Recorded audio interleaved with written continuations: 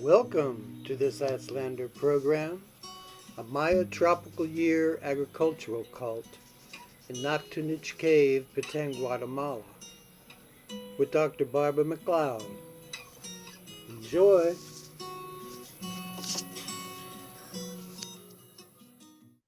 Okay, ready to roll. Thank you very much for coming. It looks like a nice group tonight. I want to offer my thanks and gratitude to the Institute of Maya Studies, to the editors of the Aztlander for the magazine, the online magazine, and also these programs that are now starting to happen with more frequency, and the Zoom medium through which we can reach an awful lot of people. And I'd like to share the story about Naj Tunich. I've shared it before in various other versions, and perhaps some of you have heard this story before. But I'm hoping that each time I talk about it, it will be a little more interesting with a little bit more information, because things do change and there is more being found out. And so I'm happy to answer questions that you might have that come up in the midst of my talk. As long as there aren't too many of them, I'll do the best I can. Naj Tunich was discovered, became known to the public in 1980, and some of the first publications in Guatemala concerning the discovery of the cave. And yet it's very obvious that it had been known to local Maya, Ch'orti Maya, Mopan Maya, for some unspecified period of time before that. And there was an expedition mounted by National Geographic. It was led by Wilbur Garrett, George Stewart in 1980, which resulted in the publication of this really nice article in National Geographic in 1981. And I'm assuming that some of you have this or have seen it. It's quite special. Invest in the marketing, invest in Is there a question? the website.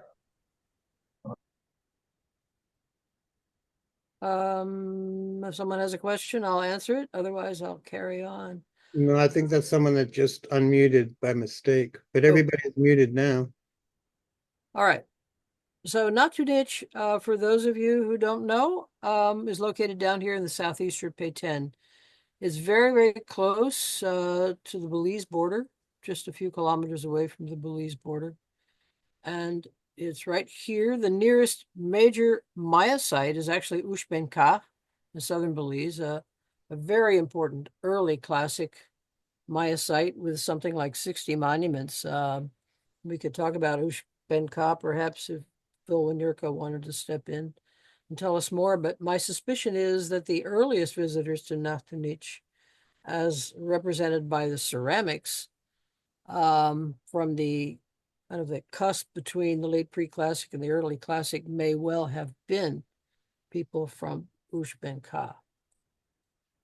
Otherwise, some of the other sites that you see here on the map, this is a beautiful map that Elaine Sheely made for me a few years ago, which I fully intend to use in the book that I'm writing on Naj Tunich. I hope to finally get that cranked out sometime next year. I'd been holding back on that because of a few unresolved issues. And I think that I've got them resolved and I'm ready to move ahead with that project. But the map shows sites that are pretty far flung from Naj Tunich, who sent visitors to the cave. Calakmul, we'll see evidence of Calakmul having visited El Palmar. Naltunha, those are the major visitors from afar. And other local visitors, this region right down here, El Chal, Ishkun. I don't know about El Chal, but we have visitors from Ishkun, Sakul, and Ishtuts, who come into the cave to do rituals. And then we have Bashtun, which was probably located right there at the cave itself. And my assumption is, and this is work primarily by Nick Carter, that the Quechua village of La Compuerta sits right on the ancient site of Bashtun. So it may well be that they were the appointed guardians and gatekeepers of the cave during the late classic. This is what the terrain looks like. This is a shot from a helicopter from the National Geographic expedition in 1980. And this is the vicinity of the Pope Ranch. Emilio and Bernabe Pope and his family lived in that area during many years during the 80s. And then this is another image of the family homestead, which is where I stayed in 1987. I was able to go to the cave in 87 for 5 days, actually total trip of 5 days and 3 nights at the cave, hosted by the Popes. And the whole expedition that we had was outfitted by Finca Ishobel and Mike Devine.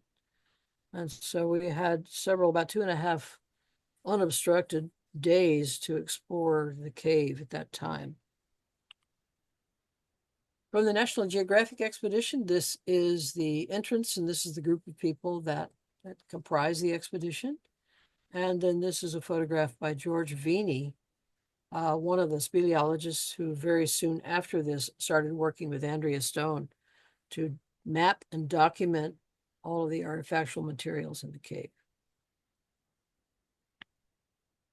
Another entrance shot. This is the balcony. It's I think it's something like 60 feet, 65 feet high, and it's in part a natural phenomenon, but it's been filled in with construction. As you can see, some evidence of here, right here, where there's been infills such that there's a massive wall right here. And then at the top of the balcony, there still are several tombs that were constructed out of flat cut stones, roughly cut stones with no mortar. And these stones formed several, I think 4 or so tombs that were looted in antiquity, but archaeologists have found a few artifacts, including jade, inside the rest of these tombs. This is the book by Andrea Stone, 1995. She and I worked together on one of the chapters in it on the texts of the cave. And this is a major work by Andrea that is still, I think, today the best resource on Naj Tunich.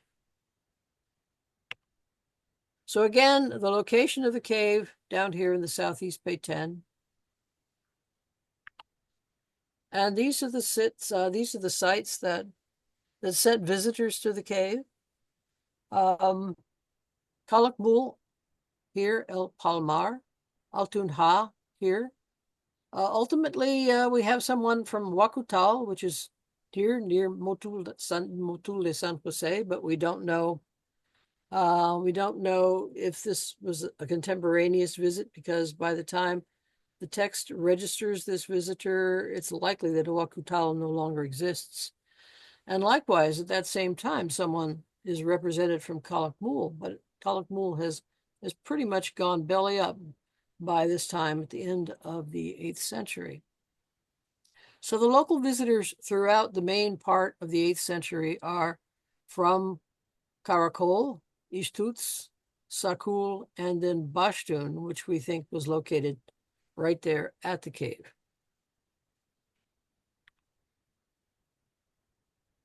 These are the emblem glyphs from the texts that we have. These aren't all of them, but these are the main visitors that we know of. Caracol, El Palmar, Calakmul, Huacutal, Ucanal. There's one example from Ucanal, possibly from Naranjo. It looks like one of the Naranjo emblem glyphs. Altun Ha is there more than once. Ishtuts, Bashtun. Here are a couple of examples of Bashtun. And then these from Sakul, which is not far from the cave. And then Macleod is present on one occasion. And we don't know where Macleod is located. This is George Vini's map. And it's a north-south orientation. The entrance is here. It's about 3.5 kilometers or so of passages. They're relatively level, but a lot of winding passages intersecting in various positions. And there's an upper level back here that was discovered, I think, sometime in 1989 or 1990. It was after my visit to the cave. And you can see the profile view right here. And there's a rather deep pit. right here, and there was some artifactual material found in the pit. I'm not going to be talking about that tonight because it's not an agricultural ritual, but it is discussed at length in Andrea's book. So here are some photographs. I'm just going to kind of take you on a little tour of photographs from the NGS expedition. I was given these photographs by David Stewart, who was 15 years old at the time of this expedition in 1980. And these are photographs from Wilbur Garrett and George Stewart, Dave's father. Here's George measuring hieroglyphic texts here. Just an example of the kind of artistry and skill that you see, from relatively crude to quite skilled. These are some of the agricultural rituals, and you can see that they are juxtaposed with images of humans engaged in bloodletting and other kinds of rites. I don't know why we have a ball player in the cave, because it's unlikely there was actually a ball game taking place there, but it's possible that a ball game was associated with the cave ritual and was undertaken outside the cave. So it's still a bit of a mystery. Just a couple of the really nice texts. This is an agricultural text here on the left, and this is an end-of-year text cave on the right. I'll be mentioning those very briefly in passing. They're all clustered in the last 3 months of the year, Pash, Kayab, and Kumku. As far as we know, they didn't come into the cave during Wayeb, or we don't actually see the Wayeb glyph represented there, but there's a specific set of activities that cluster in those last 3 months of the year. And just a few examples of human activities. There are musicians and dancers, and Andrea thinks this is a human head, that this particular person is holding a decapitated human head. It's entirely possible. There certainly is evidence of human sacrifice in the cave. There are several dwarves. This is a cute little dwarf right here. Other people that are just sitting. It's not clear what they're doing, but we think perhaps this fellow here was probably engaged in bloodletting and collecting blood in a conch shell. And then right here in the center is the jaguar god of the underworld. This is back at the terminus of the Western Passage. And he's up on the wall associated with what seem to be the most esoteric rites in the cave. Here are the hero twins. They're back in a more remote section of the cave. And they look very much like the hero twins on the resurrection plate. Again, a ball player. Another ball game scenario here. There are several of those, and it's not entirely why, but my speculation has been that there may have been ball games that took place outside the cave that were associated with the rites that were done in the cave. A dwarf and a lord from the site of Ishtuts, sharing some kind of libation. Not entirely sure whether this is an agricultural rite or an end-of-year rite. That it's possible that it was an end-of-year rite just because the word shul appears in the text right here. Uchan, shul, is ceremony for the ending at Bashtum, right here.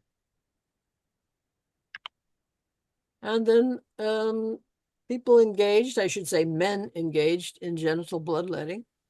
And this is a famous image that is widely known. I think the consensus is that it is two men, but one of them is probably impersonating a woman.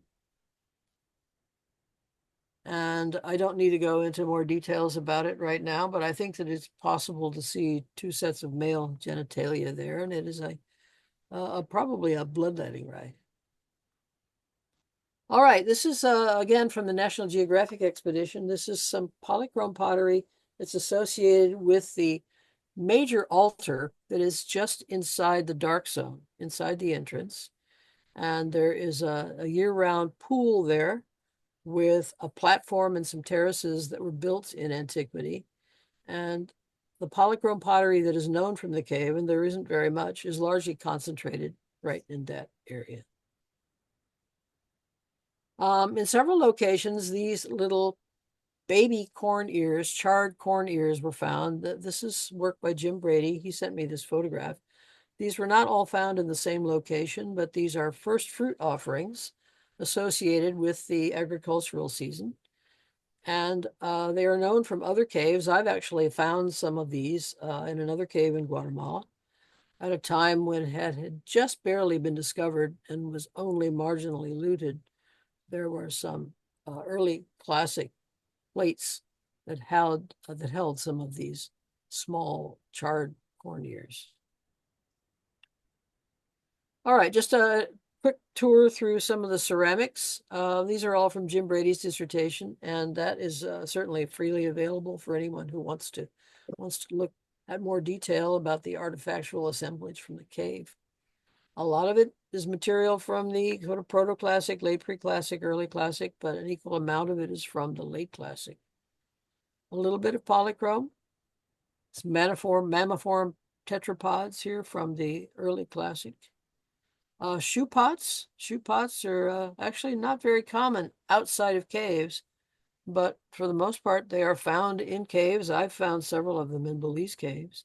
And then a lot of very small artifacts, very small ceramic finds, as well as little beads and whistles, and various small things like little figurines, ear spools, pendants. And this very strange thing right here, I'd be happy to consider anybody's suggestions about what it is. My suspicion is that it's some kind of drug paraphernalia, but I really don't know what specific kind of concoction was mixed together in it and what was done with it thereafter. But if anyone has any ideas, I'd be happy to discuss, and you can find this in Jim Brady's dissertation. There are these two primordial locations that are mentioned in the cave. Hulkab, black perforated earth. Perhaps that's the proper translation. And Wai, the black cenote or black cistern or black hole. These are mentioned in several of the texts in the cave. Here are some of them. They're associated with the verbs to arrive, huli, and the verbs pakshi, to return. So people who are coming to the cave are arriving at the black perforated earth or returning to it, or the black cistern or black hole. So the cave was considered to be this place, but I think it's really more a primordial location and not the name for the cave itself. And it was a ritual space that one entered via ritual practice. I don't think it was actually the location of the cave itself. And that's because you find that same location here on this plate, this well-known cosmic plate, where we see in this text up here, the statement Uchti ik why it happened at the black hole or the black cenote. So this event wherein Chak is sprouting out of primordial waters and sprouting as if he were a tree. This takes place in that same location, which these ritualists coming to Naj Tunich are able to visit through ritual practice.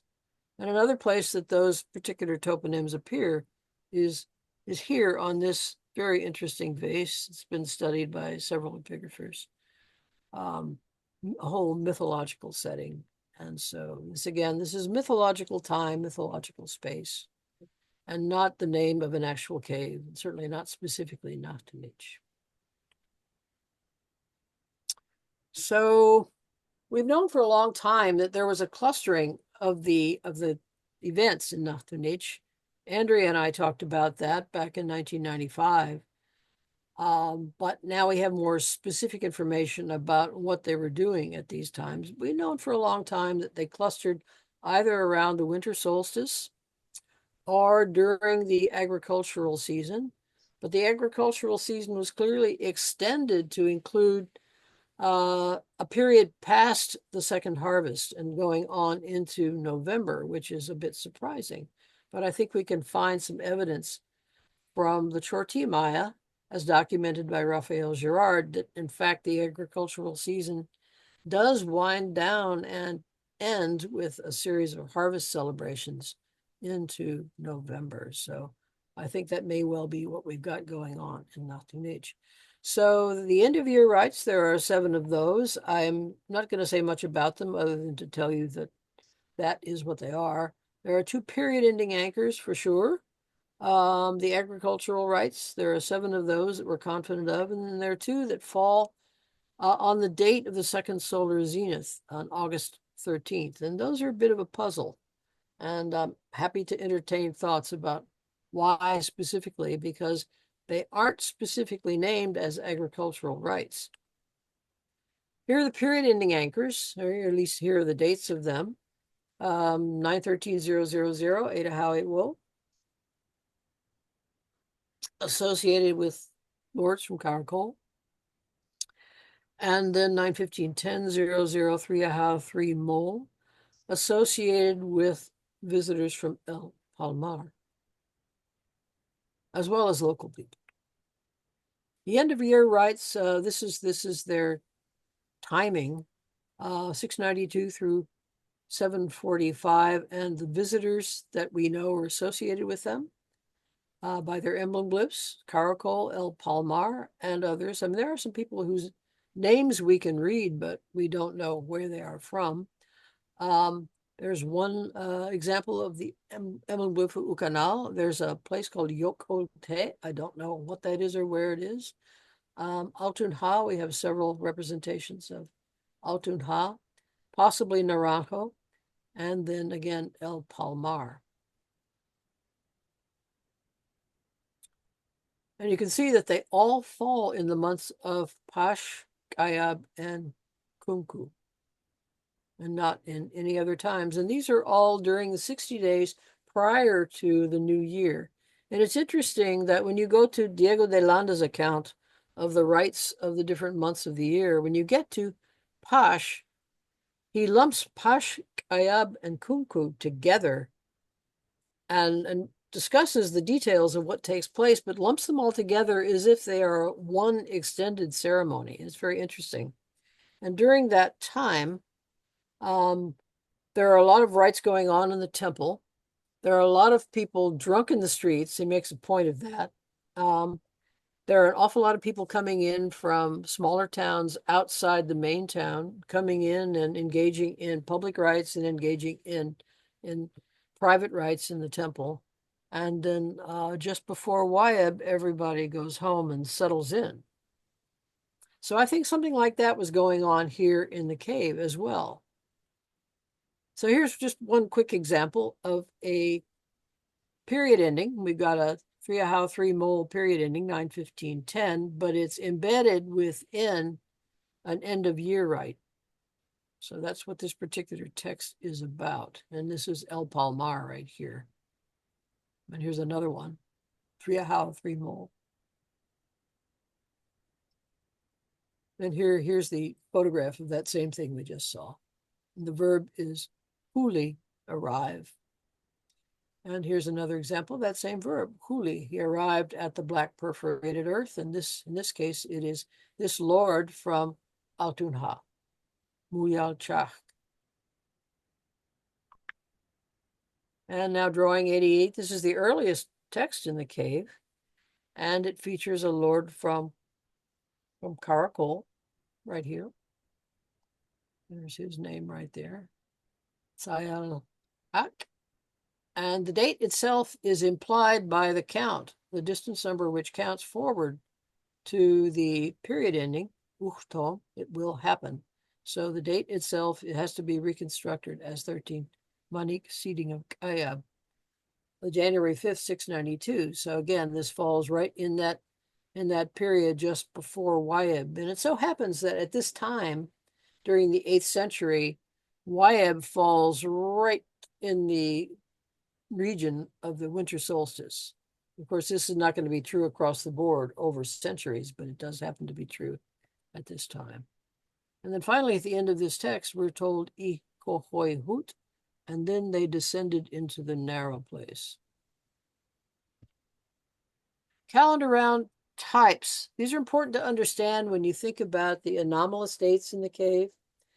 And I think that a lot of people know there are anomalous dates in the cave, and there's been a lot of discussion about whether they're errors. And Andrea and I first talked about them back in 1995.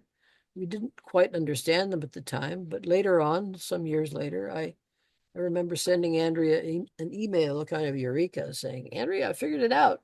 They're giving us the Tolkien date of the day they come into the cave, and they're giving us the Hob position of the day they leave. And in some cases, they're staying over 2 nights. So we know that they are a mismatch from the standard arrangement because we know what we call type 3 is a standard locked-in arrangement that's defined by the structure of the calendar that requires that a certain Hob coefficient co-occur with one of 4 different Tzolk'in days. And that's just inherent in the structure of the calendar. I hope that most of you understand that, so I don't have to do a lot of explaining, but it does work that way, and it's widely understood that way. And that's called type 3 calendar round, a standard.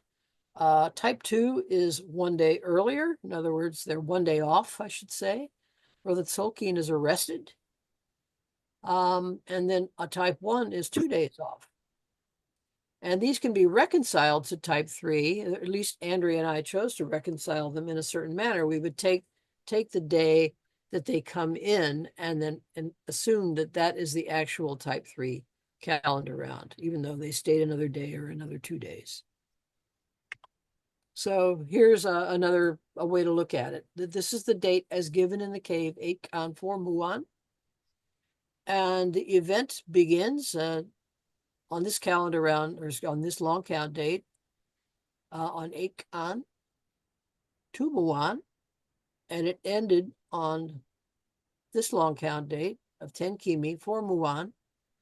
They give it to us as 8 Kan Muan as a calendar round. They don't give us long count dates at all in the cave, so those have to be inferred. But I think that the period ending dates have helped a great deal. It's not the only way we understand exactly when these dates fall, but it's a good helper.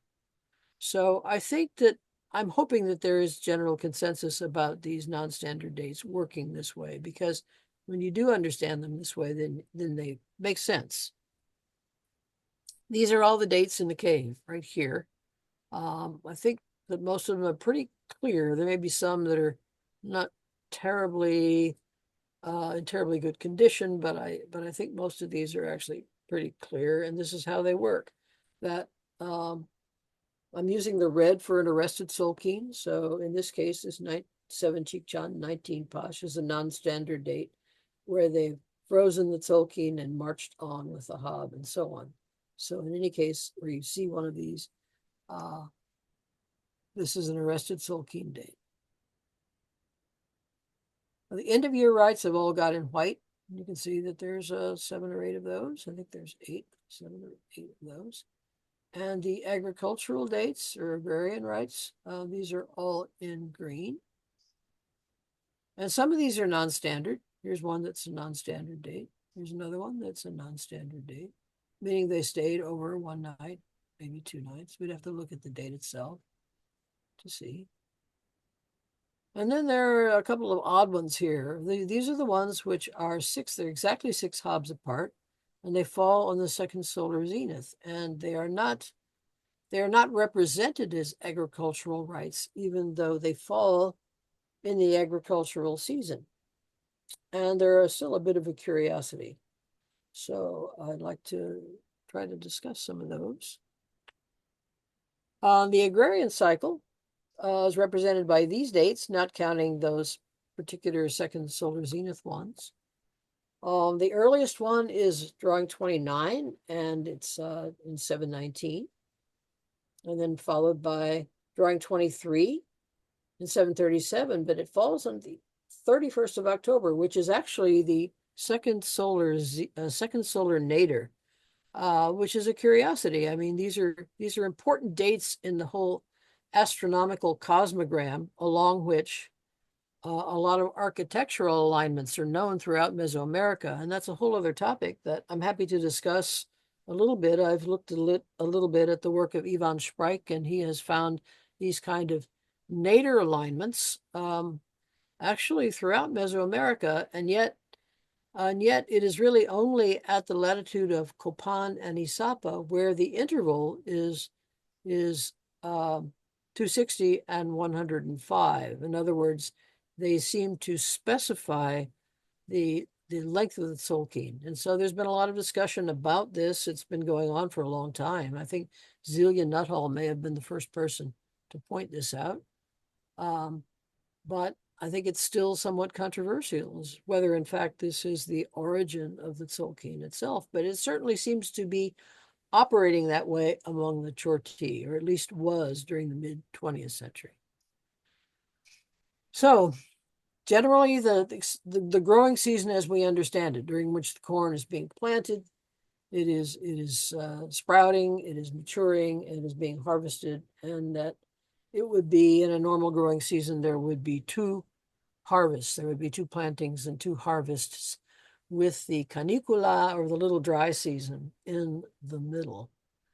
And there's a ritual observation of the little dry season, and it aligns specifically with the second solar zenith.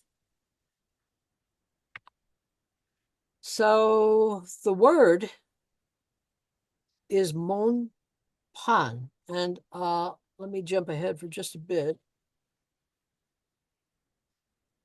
and show you. Let's see. Now I think of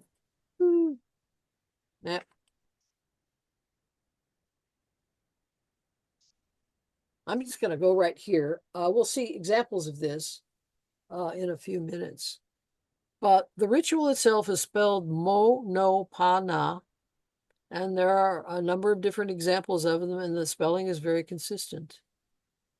And those words in several Mayan languages, I think, allow us to assume we're talking about baby corn as if it is a baby human being. And they use this word mon, which means alentar, or to encourage, or entertain, or take care of babies. Alentar niños, cuidar niños. And you find it in Celtal, Tzololabal, Chol, and it's reconstructed for Western Mayan by Kaufman. So it's certainly present in the language. And the other word is pan, which means, apart from meaning to dig in Yucatecan languages, it means a sprout. It's specifically the word for the sprout of a young plant in Ch'orti. So putting them together, and again, this is a speculation on my part, but so far I think it's the best explanation for this statement, that it's the name of the ritual that is enacted during the agricultural season, mon pan, which I think means to care for the baby sprouts. And these are the people who are enacting them. Drawing 29, El Palmar, up in Campeche, a site called Yash, Calakmul, as identified by Nick Carter. Nick Carter and I have a paper that came out in 2021, I think, about the people that enacted this particular ritual, and it's a fairly elaborate Mon Pan ritual involving people from El Palmar and Calakmul, or at least representing the Lord of Calakmul, as well as Bashtun for the first time, Bashtun being the local overseer of the cave, and the one that is most present during the local and agricultural rituals. So drawing 29, very, very important early Mon Pan ritual in 719. And then the others are spread out over several decades, 719, 737, 750, 754. I've colored those in yellow because those are all kind of at the end of the agrarian season, one at the end of October and the others in the middle of November that I think are associated with the harvest.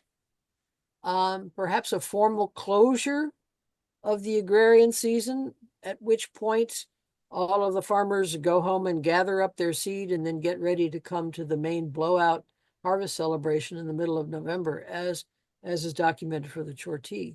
And at that point, apart from having a big celebration, they all bring in their seed to the temple, and they have it all together there to be blessed by the elders in a very formal blessing ritual that then charges that seed. They take that seed back home and mix it with their crop for the next year, or their seed for the next year, and thus the power of that ceremony is now distributed to all of the seed of all of the farmers that participated. So I think that there's something important to pay attention to at the close of the agrarian season that we really haven't paid a lot of attention to before. The others falling sort of smack in the middle. There's 13th of May, the 27th of June, the 10th of July. Again, these are all just right in the middle of the robust growing season. One of them is called Naj rather than Monpan. And we'll see that one. It's drawing 70. Taking just a quick tour here, and some of you may know about this work, but this is the work by Holly Moyes, Jaime Awe, George Brooke, and James Webster in Ch'orti Cave in Belize. Very important study. And I just want to give a shout out to Holly and the work that she's done that documents the intensification of cave use during the 8th century, and particularly the last part of the 8th century, is documented primarily by ceramics, but also by datable carbon, because the cave itself was undisturbed before it was first discovered. I think it was discovered in 1989 or 1990. I first visited Ch'orti Maya in 1994. And it has been protected ever since. It's never been looted. So we can assume that the archaeological material is pristine. The ceramics have been left in place. And so the data is pretty reliable. And so she's made clear that the ceramics as a proxy for density of cave use or intensity of cave use is very, very useful there. The charcoal is not in high density, but the charcoal can be dated, and it's associated with the ceramic assemblages. And so we can be pretty sure when these people were coming in and when they were increasing the number of visits. And what seems obvious is that they weren't coming in and staying for a long period of time. They were coming in, doing a rite, a few individuals at a time, and then leaving, but with increasing frequency. So this is from her paper. It just shows the spread of use in Ch'orti Maya Cave from the data that she has, and then the kind of data that she's using to track rainfall throughout the classic. This is an interesting piece of information that has been very useful in determining the little droughts in the approaching period toward the terminal classic when there was a major drought. And they're doing studies of carbon and oxygen isotopes, luminescence and reflectance. This is all in her paper in American Antiquity. There was another study done a few years later by Douglas Kennett, and this was done, let me just add that this is done with a cross-section of a speleothem in a cave in Belize. And this is done also a cross-section of a speleothem in another cave in Belize. And I've superimposed this green stripe as the period of documented cave visits in Naj Tunich. Now, this is not necessarily all of the visits in Naj Tunich, but these are the ones that were dated. And you can see that they fall right in a time frame when there are starting to be increasing frequencies of, if not droughts, then scanty rains, longer delays in rains, and so on. This is the kind of activity that people are going to be, as they're starting to feel the stress of rain not coming, or there not being enough rain, or the harvest is poor, starting to do more and more rituals. And at the same time, very interesting correlation, there's all this amount of building construction at major sites. So elite building construction is peaking at this time, as if to say, well, we'd better build bigger temples to offset this ecological catastrophe that is upon us. All right, again, these are the people who are coming in for the Monpan rituals. And it's interesting that most of them are just local. The only one that really involves people from far away is drawing 29, the earliest one, coming in from El Palmar. At least Calakmul is represented, and then it's being hosted by Bashtun, the local site. And then here are the months.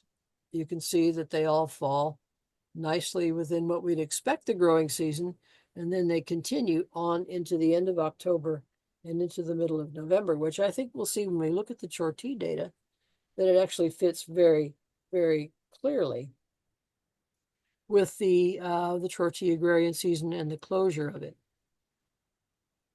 So here are some examples of the text, the Monpan text. The verb is ilach. The root is il, to see. Here it is here it is again, here it is. It's an eyeball with sight lines emanating from it. I don't think there's any question about the reading of it. The question arises in the use of it, not only here, but on the monumental text where it also occurs. It's consistently associated with visitations by outsiders who are witnessing rituals being enacted by main protagonists. So it's definitely, it's a verb of witnessing and attending and not specifically seeing. And I think that at one point I dug into every occurrence in the corpus and determined that it's always followed by some kind of activity, someone else's activity. And it's not followed by toponyms, locations of places. So it's not really seeing places, it is witnessing or attending rituals.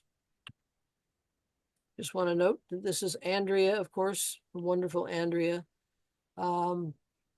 whose drawings I'm using here for a lot of what follows. Barb, can I Yes, say yes. something?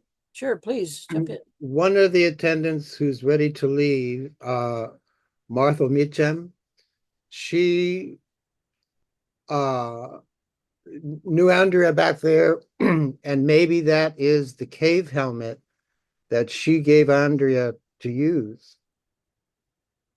Martha, did you give Andrea an orange helmet? It's red, yes. Yeah. Well, it could be. I don't know for sure, because I really did not go to Naj Tunich with Andrea. I did some caving with Andrea in Belize, but that was before this. Yeah, hi, Martha. Good to see you. And so very likely that's a gift from Martha Meacham to Andrea that we see now. Long here, time ago. posterity, a long time ago. Yeah. And Andrea, Andrea actually was involved in doing a lot of weightlifting, and she worked out in gyms. She's wearing a t-shirt from one of the gyms that she used to work out in. So yeah. And no, Andrea was strong as a horse. I mean, really, I did some caving with her. She was a hard charger. All right, these are Andrea's drawings, and these are all these agricultural rituals. They all start with a calendar round date. It may or may not be a standard date. And so I've coded them here. The green one is drawing 28. This is drawing 25, the blue one, and then drawing 66. And these are their long count dates and calendar rounds, and these are Gregorian dates. So let's take a look at this one. I'm going to look at more detail in just a sec, but this is 13 May, 755. And I think that's an important date for the system that I'm about to describe, what I think is the actual tropical year almanac that is driving this whole system of visitations. And the fact that it falls 13 days after the first solar zenith at that latitude, I think is not an accident. So the statement is always the ilah. It might have an ergative pronoun ye, and it might not. When it doesn't, it's probably an antipassive, and it probably forms a compound. Ilah monpan means to attend the monpan ritual, to attend the encouraging of the sprouts, but it's fused in this Cholan language in such a way that it forms a compound, and you just say it all together, ilach monpan, as an activity that I'm doing. And so I say if it doesn't have an ergative, then it's probably an antipassive. If it does have an ergative, then it's a transitive. It happens to have the yila on it when it involves these people in drawing 29, some of whom are probably Yucatecans, and that's, a whole nother story. Nick and I get into that in that paper that we did together on drawing Hey, 29. Barb. Yes, sure. Sullivan is asking, were only priests involved in these rituals, and would they have reported to the villagers about these rituals? Well, I think for one thing, these are very private rituals and probably have just a few people. And that's archaeologically documented. If you go into to Jim Brady's dissertation, he's made a pretty good case for the fact that all of these paintings are associated with very small depositions of charcoal flecks and maybe a few sherds, as though it were a single activity by one or two people. And he even asked the question, well, could there have been another half dozen or more people standing back watching them do it? And that would have required them standing there holding torches, presumably. And he said that there's actually no charcoal evidence to support that these are individual people in groups of, one or two or three, going in by themselves into remote areas of the cave to do these rites. Now, were they priests? I think they probably were. But at the same time, the entrance of the cave, which is massive, it's something like 30 meters high, gives lots of evidence that there must have been large public rituals there. There's many reasons to think so. And there's also ethnographic support from the Maya area, from Chol, from Tzotzil and Seltal practitioners that still do rituals in caves, that large cave entrances at certain times of the year are chosen for public rituals by large groups of people. And a good example would be the cave of Holha. And we've got Mark Zender here. I know he actually attended one of these rites on the Dia de la Cruz on the 3rd of May, which is actually the beginning of the agrarian season, falls very close to the first solar zenith at Palenque. And the pattern there is to have a rite in the church down in the town, and then go up to the cave entrance and have a big festive celebration at the cave entrance, but that individual people, one-on-one, would go back into the back of the cave and perform private rituals. And I think that's probably a kind of model for what may have been going on in Naj Tunich. Okay, so the verb is ilah. The verb compound is ilah monpan, attend the monpan ritual, or attend the rite of the encouraging of the sprouts. And we're thinking they're using this word mon, which means to encourage or entertain or take care of human babies.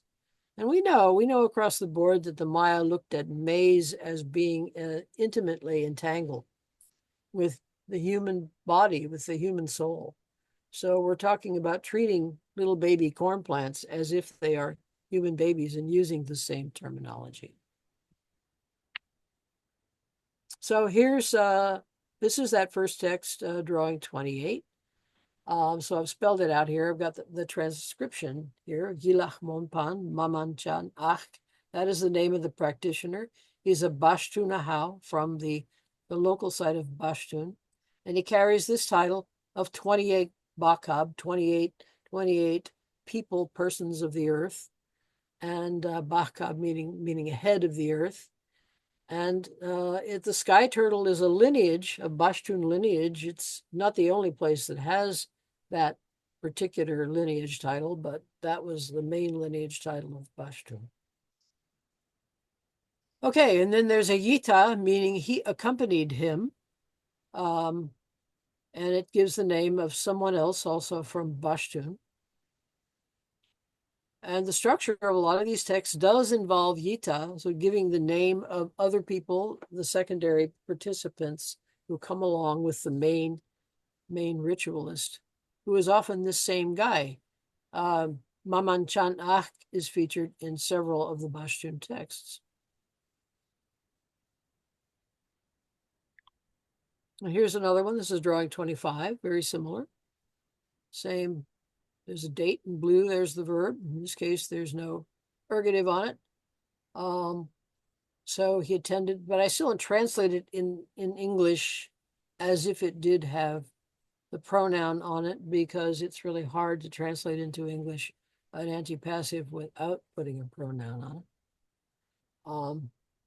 I mean, I don't want to get into the nitty-gritty of the structure of the Mayan pronominal system. There actually is a pronoun there. It's just the unspoken one.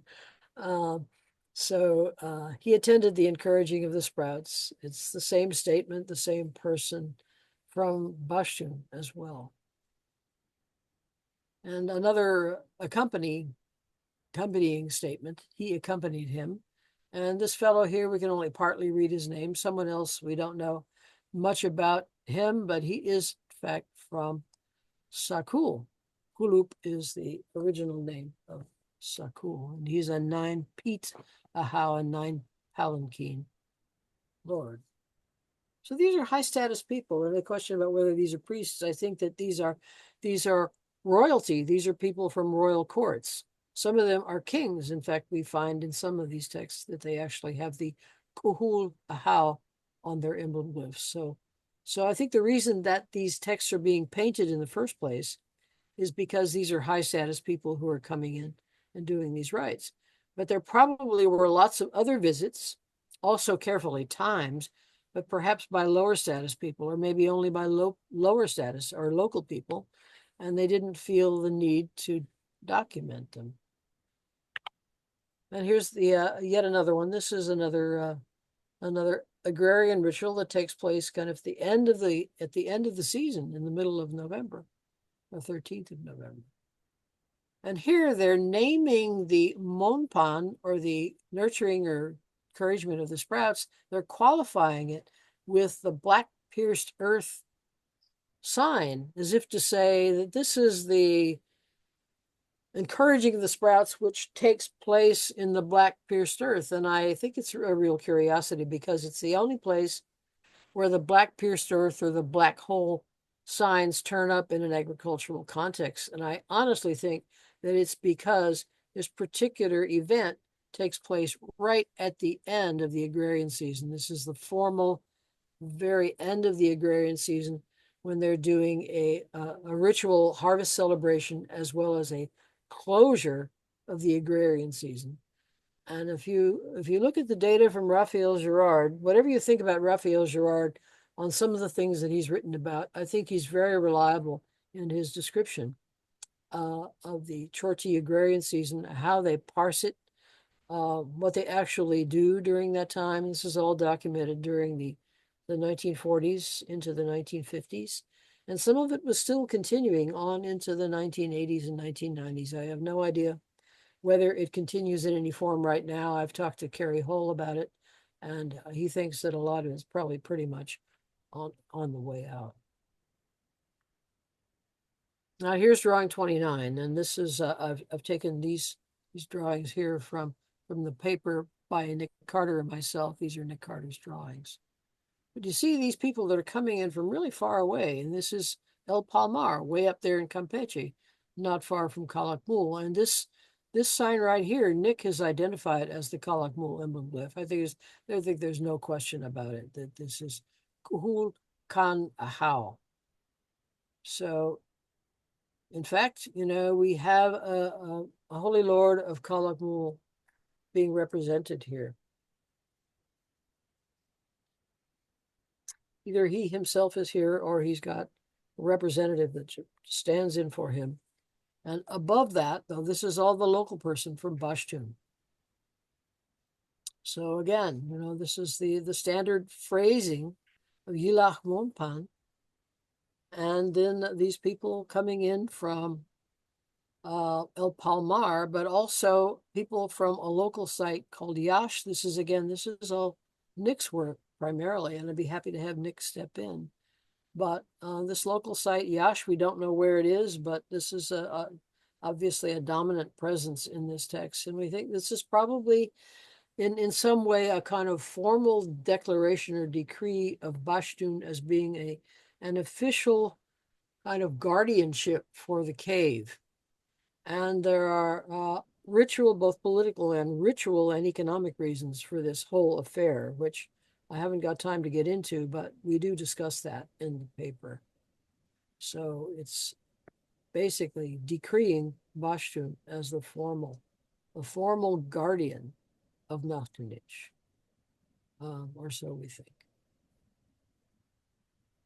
So this is the terrain in southern Guatemala where a lot of Ch'orti people live, Quetzaltepeque, Chiquimula, and a lot of very small hamlets scattered out throughout this area.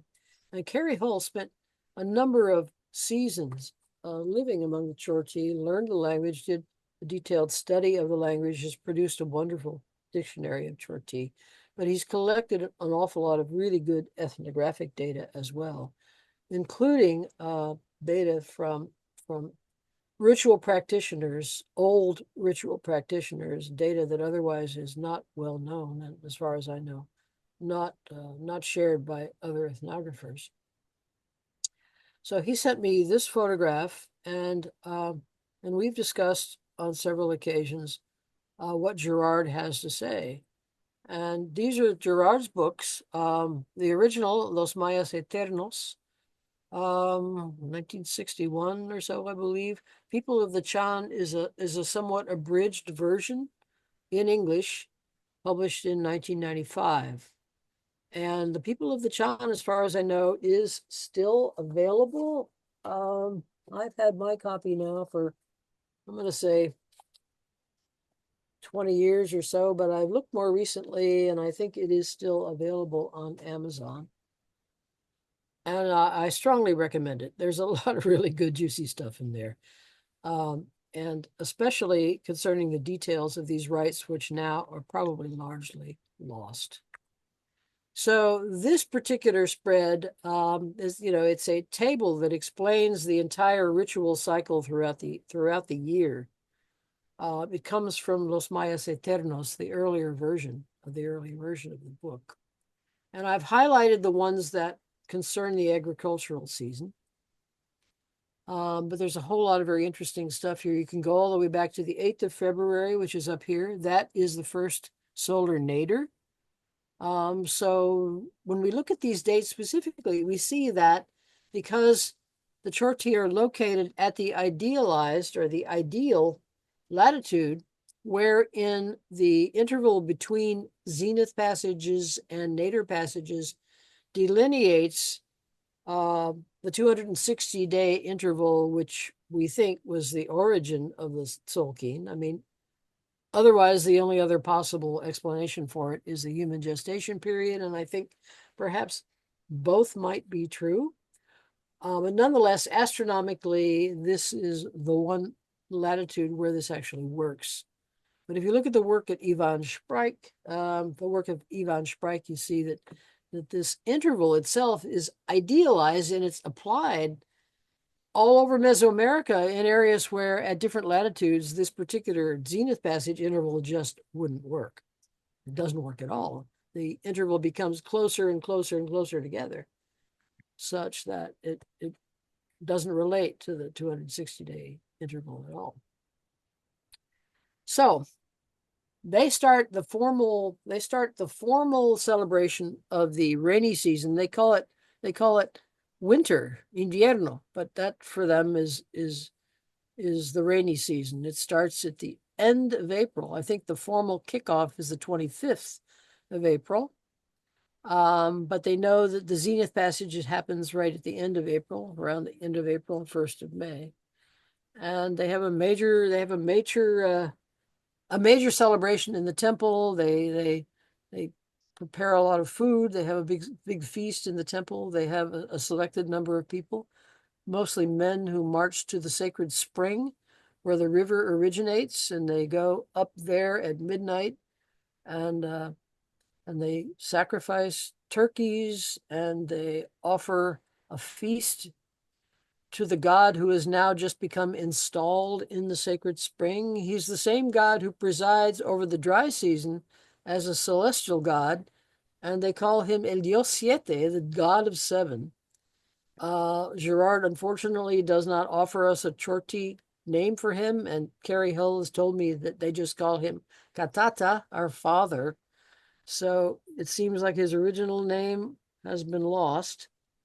But nonetheless, he's the same guy who presides over the dry season as a celestial god. He comes and takes his place in the sacred spring, along with the jeweled serpents at the beginning of the rainy season. So these are the guys that preside over the rainy season, along with the chichchanis, the deer serpents, who are quadripartite in nature and who are all involved in rainmaking. So it's a constant series of repeating rituals at intervals of 9 and 13 days. So you see here, he says, computo por novenas y trecenas. So as Girard describes in his books, that at this point, there are 2 layers of these computations. One is divided up into 13s, or 2 clusters of 52, each of which is 4 times 13. With a little interval in the middle where the canicula falls. And the rest of it is all divided up into 9s, just marching straight on through until the very end, which is a series of 73 days. Let's see, 73 is not 9 times 8, that's 72. But nonetheless, it's pretty consistent, according to Girard, that they're every 9 days they do rites in the temple and rites in the milpa, and every 13 days they also do rites in the temple and rites in the milpa. The only time that they go to the sacred spring is at the opening of the rainy season, and that is right at the end of April. Hey, Barb, Yes, go ahead. we have a comment from Nick Carter. Yeah, sure. He says one of the interesting things about drawing 29 is that Pashtun appears to be directly responsible to the Kanul Kalakmul dynasty. Kanul had other powerful allies in the general area at the time who would have been better placed to oversee Pashtun, but they wanted that direct connection.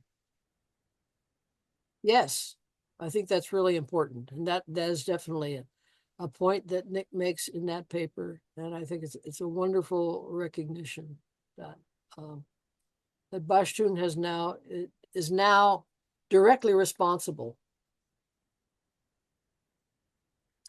They're Kalakmul. Here we see Yahau Kalakmul, Yahau Kuhul Kan Hau. So in other words, the Pashtun guy is in fact, here, let me go back to that. It's not letting me, what is this, a PDF? Anyway, it's because I'm in here showing it that it's not letting me alter the color, but in fact that Yahau really ought to belong with this guy down here. That he's from Pashtun, but he is directly responsible to the Lord from Kalakmul. So thanks, Nick. So they mentioned the second solar zenith right here, the 12th or 13th of August, which is when it falls at that time. And there's a break in the count of 52 days, and another one starts. Well, actually, the count of 73 days starts at that point. There's also another major planting ceremony at that point, communal planting, because the second milpa is being put in the ground at that time. So here up close, a little more detail. So The first passage of the sun through the first solar zenith at this time. This is the end of April, the 1st of May, beginning the count by 9s and 13s. And then the second passage of the sun through the zenith is on August 13th, 12th and 13th, and the beginning of the cycle of 73 days. So what I'm going to suggest is that this count by 9s and 13s is reflected in the intervals between dates at Naj Tunich. And in order to make that argument, I have to propose, let me back up for just a sec. I have to kind of put all these dates together as if they all fall in the same year. But I'm doing that because I think we can say that I only discovered this by means of the Gregorian dates that are associated with these dates. You wouldn't be able to figure it out from the Maya dates, but you look at the Gregorian dates and you see that it in fact does reflect intervals of 13 days and 9 days. All right, just a quickie from Girard of what goes on at the Sacred Spring at midnight on the 25th of April. They usually lay out a cloth, I think, not necessarily in this case, and make offerings to the earth. Chilate is a kind of maize drink that they make ritually there. These are all from like the 1940s. So they dig a hole in the earth and they pour the chilate into the earth and making offerings to the earth god, to the god of seven. Here it is from 2005, Johanna Kufer, a British ethnobotanist who worked among the Ch'orti, was able to attend this ritual in 2005, which is nice to know that it was still going on. So again, these are photographs from Johanna Kufer offering the chilate to the spring. They sacrifice the turkeys and they pour the blood and the feathers into a pit that they dig in the ground. This is again back in the 40s and 50s. Elders invoking the earth in front of the pit or navel of the world. They look at that, they call that sacred spring Umuh Kerum, the navel of the world. And at the same time, they recreate it in the temple. Now, I think what we're looking at right here is still out there at the sacred spring. But at the same time that they're doing this rite in the sacred spring, they set up a big spread in the temple. And then they bring in water from the spring and put it in a ceremonial canoe, a small dugout canoe, and put it underneath the main table in the temple. And they populate it with little fish and shrimp from the sacred spring, and they keep replacing those in order to keep them happy and healthy, as if to recreate the sacred spring in the temple, in the town. All right, so here are dates again. Again, I've got them all in order. June, October, November. Well, they're actually all in order in terms of the year in which they take place, 719 all the way through 763. And these are the people who are participating in it. But now what I've done, I'm highlighting the months again right here, keeping the names of the people who are participating in them, reminding you of this whole schema of the Ch'orti's seasonal, Ch'orti agricultural cycle, which starts with the first solar zenith at the end of end of April, and runs through all the way through the second solar zenith. And they have a closing celebration here on the 24th of October. That's actually pretty close to the second solar zenith. The second solar nadir is the 29th or 30th of October and into the 1st of November.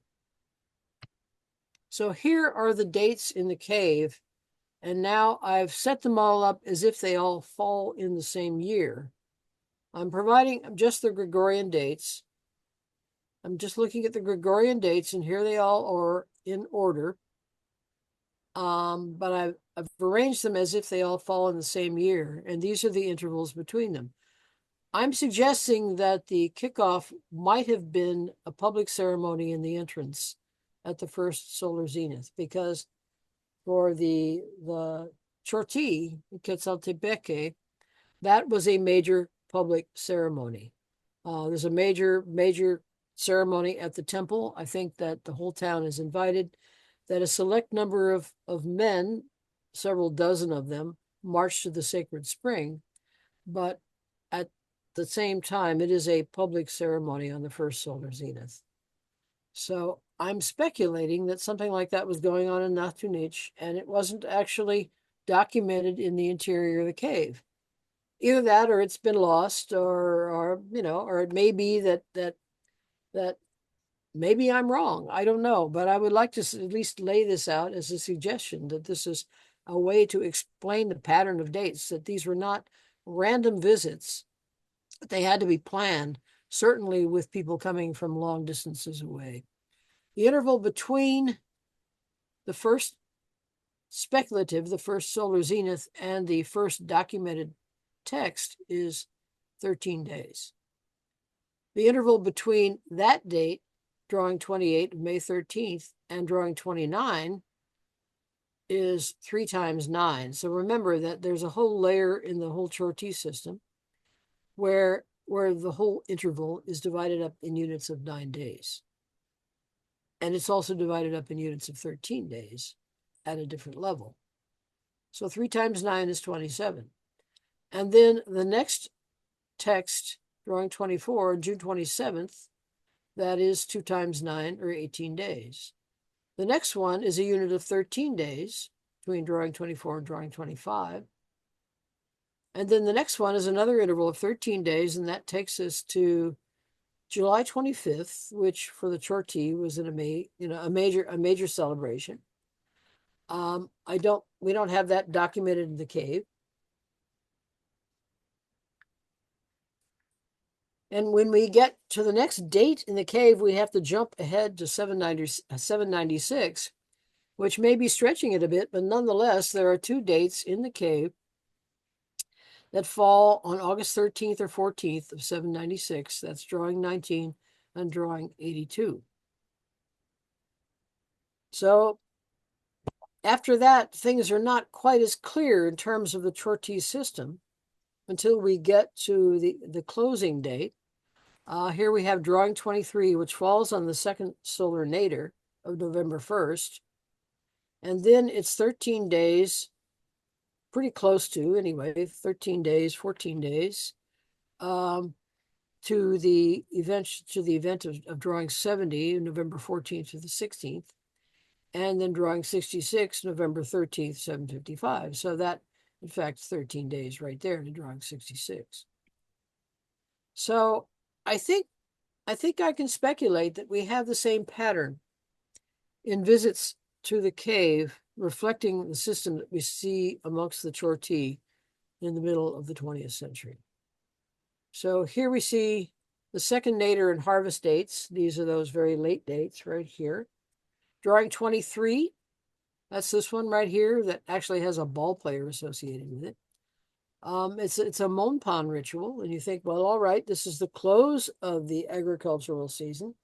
The young plants are no longer growing. The harvest has been completed, but what's happening around this time is that the seed is being separated out to be brought to the temple for the big blowout celebration in a couple of weeks or 13 days hence.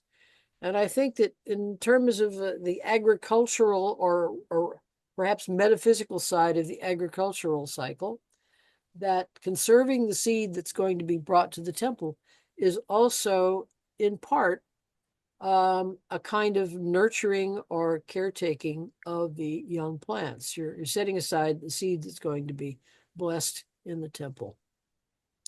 So just speculating, but it does correspond to the second solar nadir. And then finally, these other dates fall in the middle of November. One of them is called Nach-chan, right here, Nach-chan.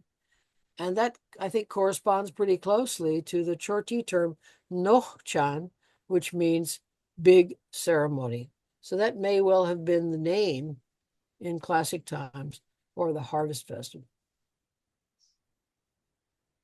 So here again are those dates, August 12th and 13th.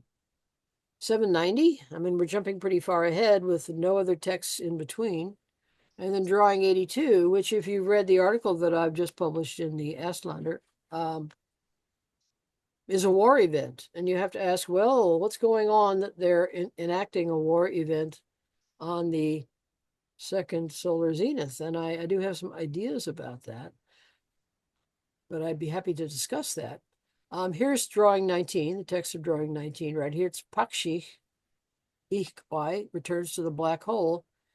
And it's not an end of year ceremony. It's not not anticipating the Waya New Year. It doesn't fall in Pash Kayap or Kumku. It falls in Sak. But nonetheless, it is a return to the black hole, and that's very interesting. And it's, it's kind of isolated by itself. It's the date is August 12th or 13th. When I say 12th or 13th, the zenith positions are hard to nail down to a specific date because the sun really is located, kind of sits right over the cusp of those two dates on a zenith passage. And then drawing 82, which I've just written about in the Aztlander, about what I consider to be a war event, also takes place right at this time, the second solar zenith. And I'd be happy to throw that open into, the discussion that we have about why it is that they want to enact a war at this point.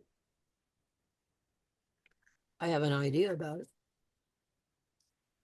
The tropical year, we know, I don't want to spend a lot of time talking about it unless people want to dive into the astronomy, but we have a lot of evidence to indicate that the Maya knew the very precise value of the tropical year. At Palenque, the value is 365.2424 from intervals that Michael Grove has determined that are precise multiples of that value. And then modern astronomical value is 365.2419. And of course, the Hob is 365. Just a little bit about what the tropical year is. It corresponds to the actual seasonal return of the sun to the same fixed position on the horizon as measured from a specific time of year. So it would be like equinox to equinox, or summer solstice to summer solstice. And then here is the modern astronomical value and the Palenque value.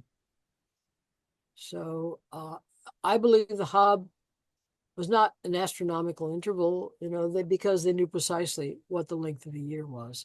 But nonetheless, it was obviously a very important ceremonial cycle. And then finally, if anybody wants to look more closely at these kinds of ideas, I recommend this paper right here in the Glyph Dweller series by Michael Grove, The Great Year of the Maya. And here again are these intervals that I think reflect kind of the antecedent of what the Ch'orti were doing in the mid-20th century. And then here finally are all of the dated texts in Naj Tunich, together with a lot of other surface site texts, monumental events, some of which are probably related to events in Naj Tunich. I think this is something that we can look at in more depth now as to how these rites in the cave relate to political relations that we know were going on between these participants and other participants in the region at the time. So with that, I just want to offer a memoriam to these wonderful people whom I knew. I knew Michael Devine from my trip in 1987. He was the one who outfitted it and who hosted us at Finca Ishubel. Of course, Andrea was a good friend of mine from grad school days and onward, and then George Stewart as well. I knew him pretty well as well. And his son, David, right here at age 15, right here. Here's Mike Devine. There's George Stewart right back here. And then finally, just as a despedida, this is a text in as part of drawing 65 in the remote part of the cave. Alai bah, waibi ikmam tivin. Here's the first Nawal road of the star ancestors of many. And this is an end of year ritual. Thank you very much. Oh, Barb, put that back up so I can take a picture. That's That one. All right. beautiful. Well, that photograph, I don't know where that's from. Some cave somewhere. It's Yeah. not from Naj Tunich. I've occasionally gone and grabbed beautiful, spectacular cave photographs just to use as backdrops, but But just the concept of the first Nahua Road of the star answers, that ancestors, that's great. well, this is a very profound text. I think Yeah. so I'm still figuring it out. And there's some other short texts that are associated with it that I think we need to think about all of them in context. And I'd like to write a whole nother article on drawing 65, which is where all of these little texts and another long text are located. Can you go back a couple slides to that paper by Michael? Yeah. What's so funny is like last year, maybe a year and a half ago, I turned Michael down because I thought the subject matter of the decidual year and the tropical year, and nobody knows what that is, that it wouldn't be interesting. But my gosh, you made it sound so simple. Well, maybe I should have taken him up on it. My God. well, let me suggest that you consider taking him up on it. Yeah. Future, I've invited him to this event, but unless you see that he's here, I know that he's just absolutely over his head, really busy with a bunch of stuff, not only his classes, but a bunch of political stuff that's going on at his university. So I'm not too surprised that he isn't here. Right. But I think that if you consider inviting him again, I know that he could make that material palatable. Not just palatable, but really interesting. I mean, let me just scroll ahead and show you something that is from, because I did save some things. This is from that paper of his. The point being that interval right there is a precise multiple of 365.2424. So it's a mythological event, the birth of this guy, Kokan Chan. Right? So forward to the accession of this guy at Palenque and one of the early kings. And so this is not an accident. So I would be happy to suggest that you invite Michael to come and talk about some of that stuff. All right.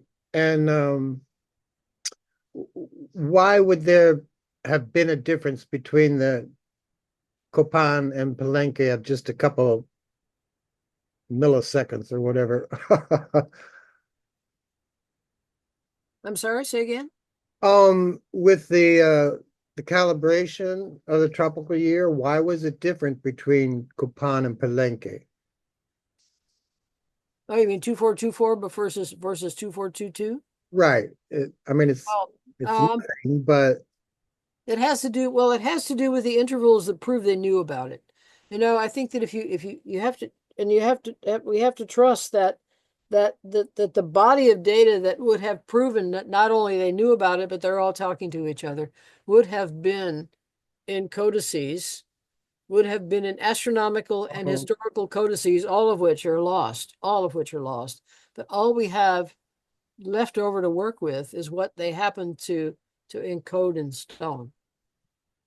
And so it just so happens that the intervals that we find at Palenque versus the intervals we find, or the determinants that we find at Copan, and that's a whole other topic. There's a very interesting paper by Thompson. Let's see if I can get the title of it correct. I have the paper. It was written in, I think, 1934. It was homage to John Teeple, and you probably know who John Teeple was. I think it's called The Solar Year of the Maya at Quirigua, Guatemala. A fascinating paper by Thompson in which he makes the argument that the Maya knew the value of the tropical year. And he proves it by looking at a bunch of texts. And this is back in the days when we had no idea that these texts encode history. So, and the fact that we now know they encode history, I think for a lot of people makes the case that you can now throw out the suggestion that there's astronomy encoded in it as well. I think I think you need to rethink that. You need to look at the dates they've actually chosen to position within history and see whether or not those still stand. And I think in some cases they do. So, All right. So we have one question here. okay. Any thoughts as to whether these complex rituals continued through the migrations of the 8th and 9th centuries? Well, I'm sorry, what migrations are we talking about? Maybe those that left and went up farther in the Yucatan? Yeah, I mean, I'd be happy to if that person wants to unmute and just talk. I'd be happy to talk about it. Sulajine, you want to unmute?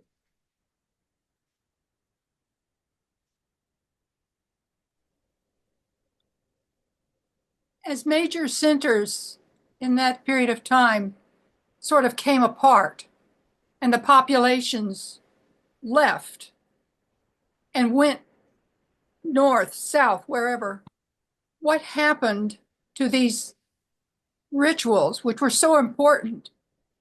And when these migrants went to communities that were unfamiliar to them, how were they? That's a certain disruption that happens in the communities. So I wondered how these rituals would have been. It's pure guesswork, like pull out your crystal ball. But there was people there had to have been people moving around in the 8th and 9th century when these very complex rituals were going on. So, well, I would like. Do you see where I'm going with this? Well, there's something I probably ought to just jump in and say. First of all, that a lot of these rituals they stopped being documented in caves before the end of the 8th century. Okay. And so we just don't know. Well, we don't know. And let me jump back to, I'm gonna have to jump back a few here. I can do it a little faster this way.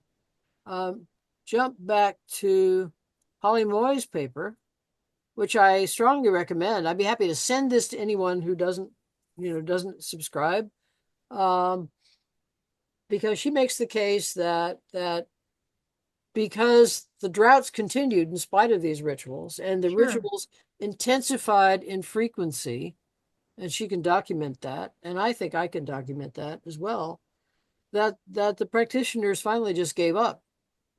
And they gave up on the elite because the elite were no longer serving them. The elite at that point were totally invested in kind of perpetuating their own aggrandizement. Sure. And so a lot of these rituals just came to an end as far as what continued in the post-classic. But I'm sure there were, rainmaking rituals aplenty in the post-classic, but they aren't documented in caves.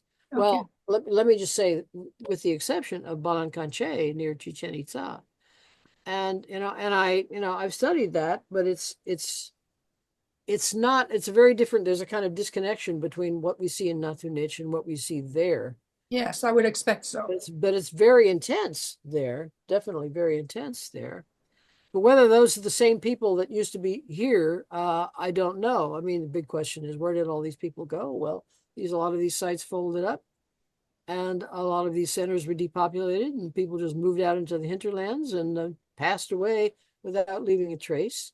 But the other thing that happened at the close of the 8th century, beginning of the close of the 8th century, is that there was a major influx of foreigners from the north, the Putun Maya, the Chontal Maya, and Nawa-speaking people who came in to that same region. Ucanal was a kind of nexus for it.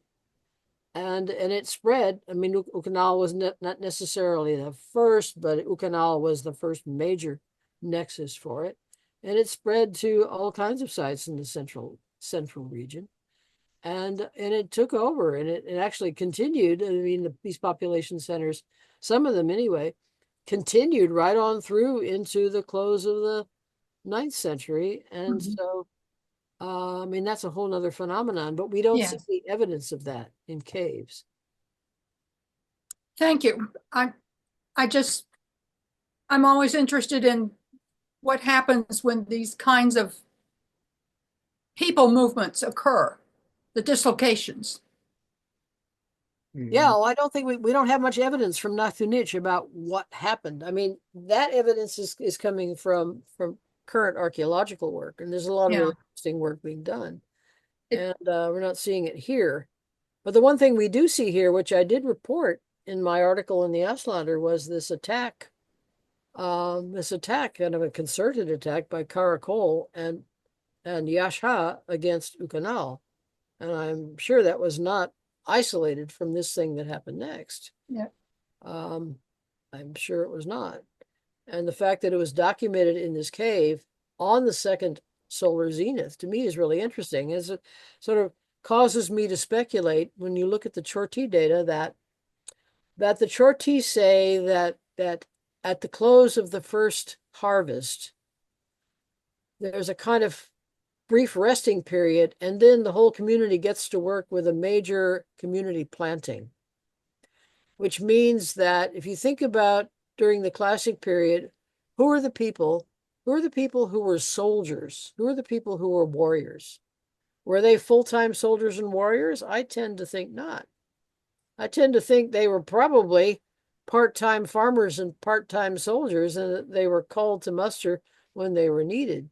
But that at the time of the second solar zenith, a lot of those warriors who could have defended Ukanal were probably out in the fields planting, and that the the Caracol and Yasha attack was specifically timed to go after Ukanal at that time. That's what I think, Maybe a wild idea, but that's when I would do it. If you know that the soldiers are off duty, and you got to go in there and grab the king. That's right.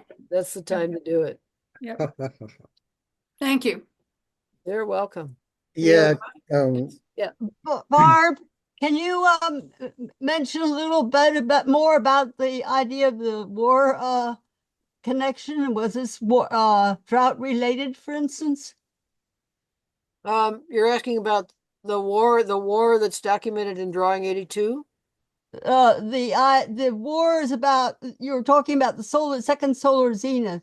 Yeah, well, first of all, let me ask you, did you read the article in the Aztlander magazine about drawing 82? I haven't gotten to it yet, so I have to admit that. That's the story of the war. Okay. That's the story of the war. Most of the evidence is from two sites, or two monuments. One of them is Yasha Stela 31, and the other is Caracol Altar 23. Okay. And it's clear that it was a coordinated attack. It's Yasha that takes credit for it, but that same captive is soon thereafter transferred to Caracol. And I think that the evidence that I have from Naj Tunich demonstrates that Caracol was in fact the one that orchestrated the whole thing. And so Caracol, Tutung Yo Inich, a war captain. I'm thinking that he was not ever the king. I don't think there's any evidence that he was, although some people think he might have been. That he orchestrated this whole thing, and that Tikal was probably behind it. There's a good reason to think that Tikal was actually sitting back there, pitting these proxies against one another. And we know for sure that kind of thing was going on. Naranjo versus Tikal. Naranjo was Ukanal was an ally of Naranjo, and Yasha was an ally of Tikal, and Caracol clearly in cahoots with Yasha on this particular event, and it's all on the cusp of this major change, this major political transformation that takes place with the influx of Pap Malil, people from Nawa-speaking people who are probably coming in via the Chontal incursion in the north, and it affects the entire Maya region. It moves into Yucatan, it moves into the central Petén, and it moves dramatically into the area we're talking about right now here in the southeast Petén very soon after. And some sites could march on for another century or so, and some sites like Conquén are just whacked and destroyed. Maybe because they weren't strategic enough to keep them going. I mean, you know, and you can argue about who did it. I think Machaquila did it. Machaquila carried on for another long period of time, and they were participating in this entire transformative political shift involving all the northerners. So anyway, I think it is all connected, and we're just looking at little bits and pieces of it right now. Okay, any other questions? Did you have any other questions, Randa? No, well, I'm sure I sort of do, but that's all right. They'll have to percolate a little. I just want to say, Dr. Nick Carter, thanks for inviting Ali and anyone else here tonight. And I want to know if you would like to, I see you're making some comments. Can you please unmute? And Yeah. already. Hi, Nick. Yeah, here I am, ragweed cough and all. Ugh. That was fascinating, Barb. Yeah,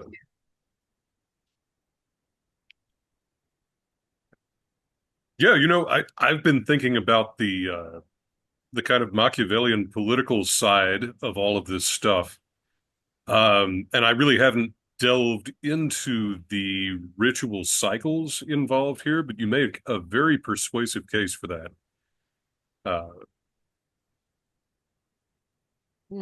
Yeah. Yeah. Well, I mean, the fact that it's actually coordinated by this solar tropical year, I think so. I think there's no reason to doubt it, really. I mean, especially if you look at that Ivan Spreich's work on the architectural alignments all over Mesoamerica, that clearly, and he says it straight out, is clearly related to the agricultural cycle. And he may be questioning whether it has to do with the zenith passage, but he's saying that the alignments are to the naders. I mean, if you're talking about the naders versus the zenith, and you say, well, the sun rises at the front of my house, that means it sets at the back of my house. It's all part of the same system. And of course, they're talking about the zeniths and the naders. That is the entire sort of cosmic architecture that defines when the agricultural season begins. And it's pretty generally true. I don't know all the way up into central Mexico, but the 3rd of May, the Day of the Cross, is celebrated. I don't know, whether it's canonical Catholic holiday anymore, but it certainly is in Latin America. And it is the kickoff of the rainy season for a lot of Maya people. That's when they start their agricultural year, and that's when they start their rituals, is on the Day of the Cross, May 3rd, even though it's not the first zenith in their location. They're too far north. The zenith comes later in May for them.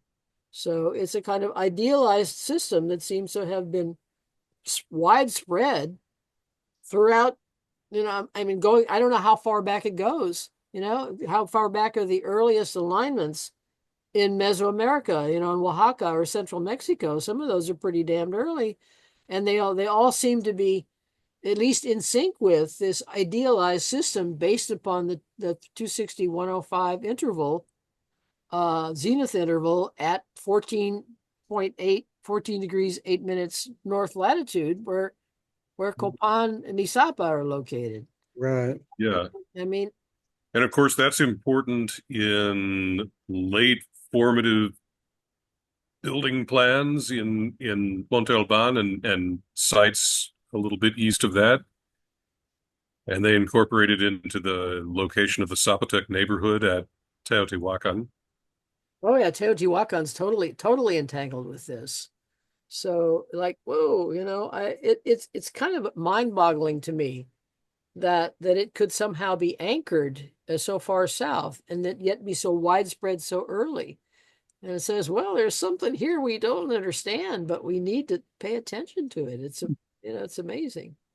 So And yeah, go ahead. Nick, can you, I see you going answering Rob's comment about LiDAR. Can you mention La Compuerta? So I'm definitely going to apply for a LiDAR grant at some point to cover some part of this area. But really, it's known where Baashtun probably is. well, if I can combine it's known and probably in a single sentence, but there is definitely a capital-sized Maya site, basically right outside of Naj Tunich, capital-sized by local standards, so it's comparable to Ishkun or Sakul. And I haven't been there, but Mara Antonieta Reyes, who runs the local work of the Atlas Arqueológico de Guatemala, she has been out there with some of the archaeologists who work for her. And it's, you know, pretty clearly a royal capital,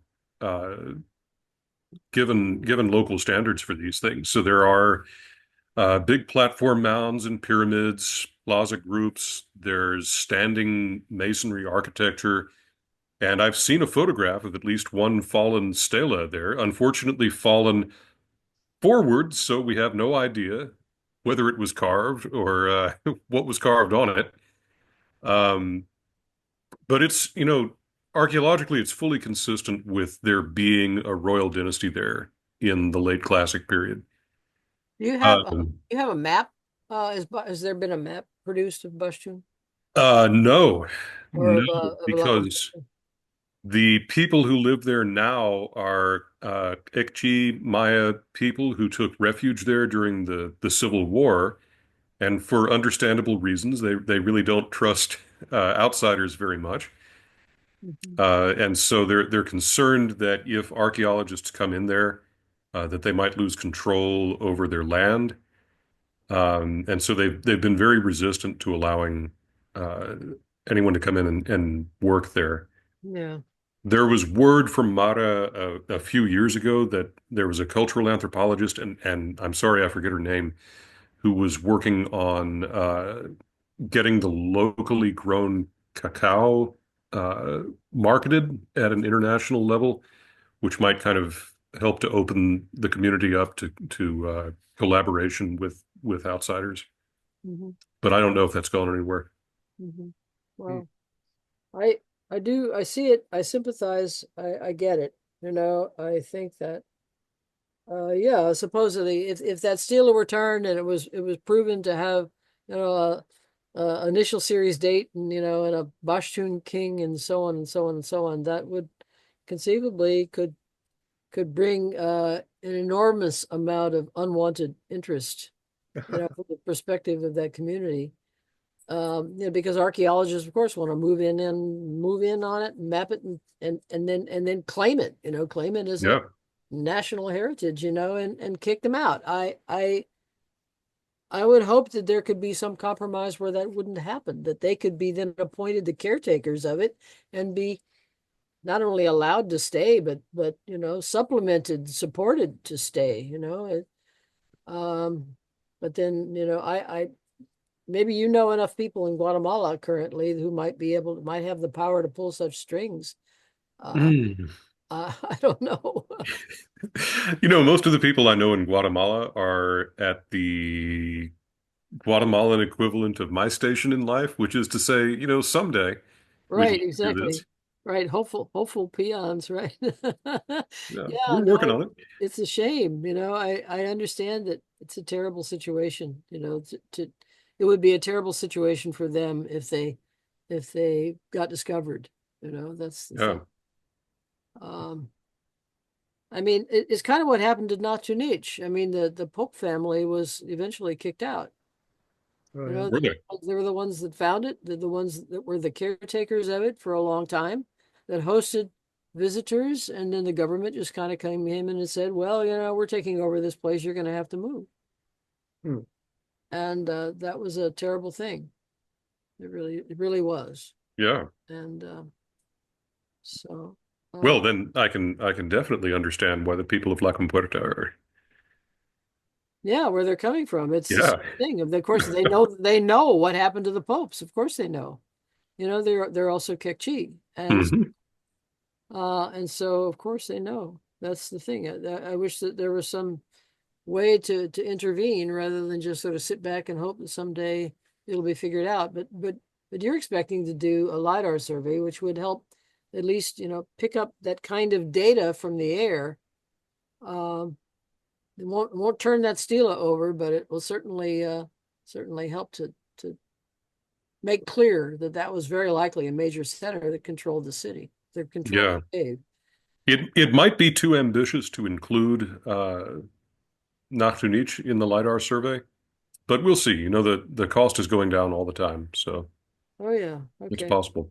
Well, It's a the whole idea about Bashtun and Macweets, you know, if you think about Macweets as being one of the visitors in the cave, you know, there's one text from them, and we don't know where Macweets is or was located.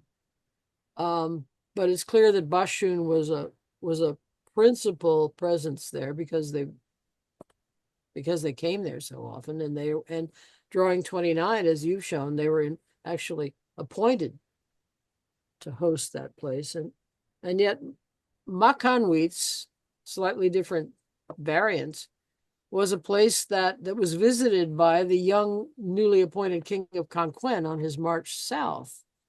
And have I sent you the Conquen paper that we've got now in press? No, you Journal? haven't sent me that. I think formally it's still in review. I expect it to officially slide over to be in press fairly soon. I'd be happy to send it to you. I'd love to see it, and I'd better get on those corrections to my old drawing. So you put that in there. It'd be great if you do that. Yeah. They haven't yet asked us for the figures. They're probably just, you know, still reviewing the text, and I assume they're gonna send a text back with any comments about edits and so on, but they haven't yet asked us for the figures. But we found some new stuff on that on Conquen Panel 1 that makes clear that there were shrines in the vicinity of Makanweets. I think they're in Naj Tunich, or at least a couple of them were. They're named. The text actually gives us the name of 4 shrines. And it's right in the middle of the panel in a sentence which has just been absolutely obscure until Pete and I went to work on it with hammer and tongs. And so I think we now have evidence that there were ancestor shrines in the cave. One of them is Chan Ak. One of them is Chan Ak, which doesn't surprise me too much because that's the lineage title of Bashtun, but it's also the lineage title of your guy at Ishkun, right? I mean, do you not think so? Or you're not so sure? I'm not so sure anymore. You know, I thought just working with photographs and field sketches of Ishkun Stela 12, that guy's name was Yukul Chanak or Kanak. But you know, Ali has been working on Blender virtual photographs of the 3D model of that stela, and I think that I had it wrong. What I thought was the U syllabogram, I think it's probably just a bar for the numeral 5 that had 2 scrapes running right through it, so it looked to be broken up into 3 sections like a U. I believe I can discern the undeciphered altar sign, not the metate sign, cha, but Right. the big stone on 2 little stones. And not the sign with the little flames coming out of it. That's the Eridae sign. That's a different sign. There's actually a reading for that sign. I hesitate to share it publicly, but it's Michael Carrasco's reading from years ago. He found a piece of the proof, and I found another piece of the proof about 3 months ago, and I sent it to Michael. I'm hoping that he would be interested in writing that up. But let me just say that thing is actually it's not so much a hearth as it is the stones of a sweat bath. That thing that changes changes at the edge of the sky on Iridae is a sweat bath. Sweat bath. But that's not the altar sign. We have the altar sign. We have it twice on the Conquen panel. You know, and you can kind of zero in on how it functions, but we have no phonetic evidence for a reading for that damn thing. And I wish we did. I think I figured out the temple sign. I think I got the temple sign. That'll be in that paper. I'll send it to you. I'm looking forward to seeing that. I've wondered about that one for a long time. It ends in But It sure does. It sure does. No, the key to it is I found it in the Maya hieroglyphic database. When I found that the emblem glyph for Nakum is that sign, Nakum. And then I dug back into Tauser's notes about his visit to Nakum and his recounting the earlier visit by the French explorer Perigny. And he said that Perigny actually named it Nakun, Nacun, but the great linguist Alfred Tauser, decided it was really had to do with the placing of offerings in vessels, for which the word is kum. And so Tauser changed the name Nakun to Nakum. And I thought, aha, there's the smoking gun. Perigny had it right. It was a local name, Nakun, which I think means the house of sorcery is what Kun is. Sorcery, of course, is a loaded word because that's not what it really meant. It meant the kind of the metaphysical practice of conjuring deities. That's what it was. And I think Kun is the word too. And there's other evidence besides. I put it all together in that paper. I'll send it to you. well, that makes sense. But the altar, no, I don't know about the altar. I would love to crack it, but I don't know quite how to do it. I don't even know what the word would be. Well, on Ishkun Stela 12, I think it's there, and the big stone of the altar is what I was seeing as the ku in Yukul, and the two stones underneath are what I was seeing as a la I see. ending. Okay, got it. But the name is a little different on Stela 4 and on Stela 1. I have some of my helpful helpers working on building the Metashape model of Stela 1 on some photos that I took a couple of years ago. And so hopefully we'll have some better readings of his name phrase from that monument, because I think that's probably where it's best preserved. But on Stela 1, his father does seem to be a Chanak person. Yeah, that was the part I was going to ask you about. Is it just the Yukul part that you have to let go, or whether the Chanak is also a possible I think the Chanak may still be in there. It's almost certainly there in the case of the father, and I think it's part of Ruler 1 or Ruler A's name. Well, Chanak is also a lineage title for Kanquen. I mean, I think it's an important thing to remember. It's Bashtun, Kanquen, and now possibly Ishkun. And the name Ishkun, I mean, how far back does that go? Who bestowed that name? Oh, that's what they were calling it when Modesto Mendez showed up. And why? Why? What does it mean? Who said who gave a meaning for it back then? I don't know. My understanding is it's got to do with sorcery. Yeah, exactly. Yeah. And it was something like shkun. The Spanish speakers added the E at the beginning. Yeah. Well, so I mean, is it because one of the monuments looks like a woman and they thought she was a conjurer or something? I mean, that's Yaxchilan has a history. It kind of like that. I think Mahler named it because it was it was a king whose monument was all covered with moss, and so therefore he was green. I don't know if this is actually true, but it could be, but this is the green priest, Yaxchilan, right? Yeah, no, I really don't know. But I'm really curious about Ishkun, because what outsider would have cooked that up? I think it's unlikely. It's likely to be, inherently local name in some way. Yeah, I mean, the populations got shuffled around there so much with the construction of the Camino Real, with people being gathered up in the forests of eastern Guate and Belize and basically forced to go and settle in these towns along the New Camino. It might not have been named by locals. Yeah, right. Well, I mean, we know that some ancient names have persisted, and Yasha being a good one. For sure. That Something else that we're hoping to access would be the toponym and the emblem glyph of Ishkun.